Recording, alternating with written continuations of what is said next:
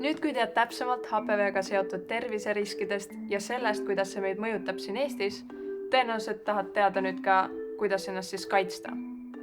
Oled ilmselt näinud reklaame vaktsiinidest või võib-olla on seda kool pakkunud. Aga kuidas see üldse toimib ja miks sa peaksid hoolima?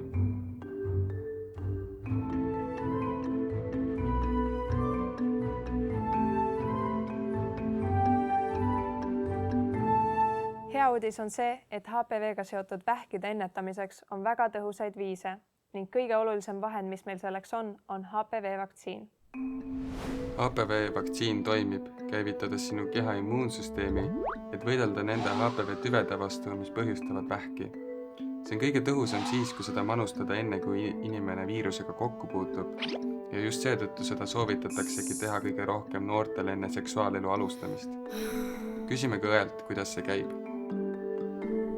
Kas HPV-vaktsiine saab muidu koolis teha? Ja, kindlasti see võimalus on lastel olemas. See ongi kõige mugavam nende jaoks, nad saavad tunda ennast paremini sõbralikus keskkonnas. Kas vaktsineeritakse ainult tüdrukuid? Sellest aastast veebruaris me pakume vaktsineerimist ka poistele täitsa tasuta. Mis vanuses seda üldse tehakse? Vaktsineerimisega alustame 12-aastaselt ja kuni 14-aastaseni nad peaksid vaktsiini kätte saama. Hetkel pakume ka vaktsineerimist kõigidele nendele lastele, kes mingil põhjusel ei ole seda ennevalt saanud, kuni 18-aastaselt. Aga kindlasti on vaja lapsevanema nõusolekut. Ja kui ma ei teinud koolis vaktsiini, siis kas ma saan seda hiljem ka teha? Selline võimalus on küll olemas. Paljud haiglad ja kliinikud pakuvad seda võimalust, aga siin peab meeles pidama seda, et vaktsiin aitab kaitsta keha selle viiruse tüüpi vastu, millega ta ei ole eelnevalt kokku puutunud. Et kui on oht, et inimene on eelnevalt juba HPV kõrge riski tüviga on eelnevalt kokku puutunud, siis vaktsiin ei pruugi aidata. HPV-vaktsiini saamine on lihtne. Vaktsiini saab teha nii koolides kui ka meditsiinikeskustes. Ja kindlasti ära kõhkle ka lisainfot uurida oma vanematelt või perearstilt.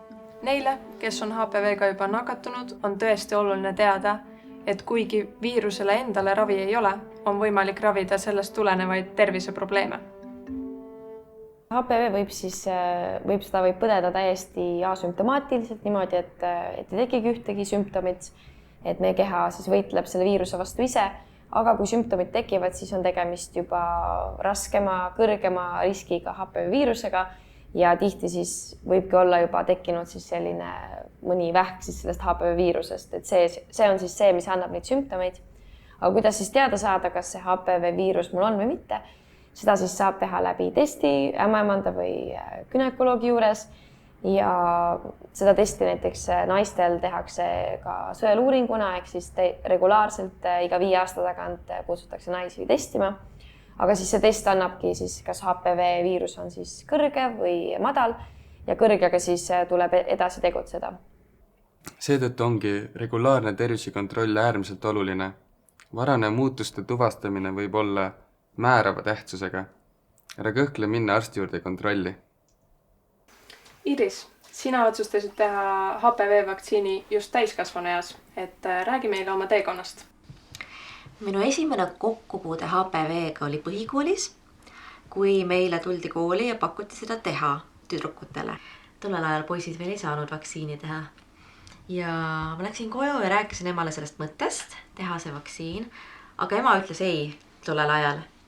Tagant vaadates täiskasvana, ma arvan, et see on selle tõttu, tollel ajal lihtsalt ei olnud informatsiooni HPV-vaktsiini kohta.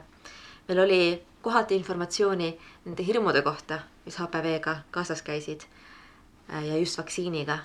Aga see, et mis HPV on, mille vastu ta kaitseb, statistika selle ümber, see oli puudulik tollel ajal. Vanemaks saades see teemaks tuli uuesti läbi puugivaktsiini. Arutasime sõbrannadega, et peaks puugivaktsiini tegema. Ja siis tegelikult tuli ka meelde see HPV-vaktsiin. Ja kuna ma siis olin täiskasvanu ja ma olin ka elanud seksuaalelu juba tollel momendil, mul oli endal see kogemus olemas, see hirm suguhaiguse vastu.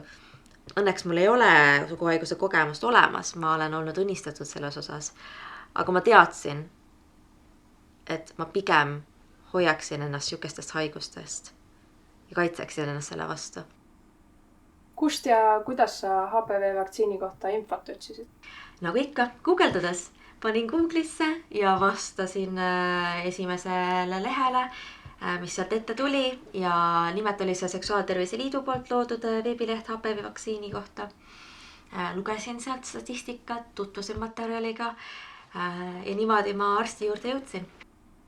Ja täiskasvanu eas on siis vaktsineerimine tasuline, et kui mitu doosi sa tegid ja kui palju sul see kõik maksma läks?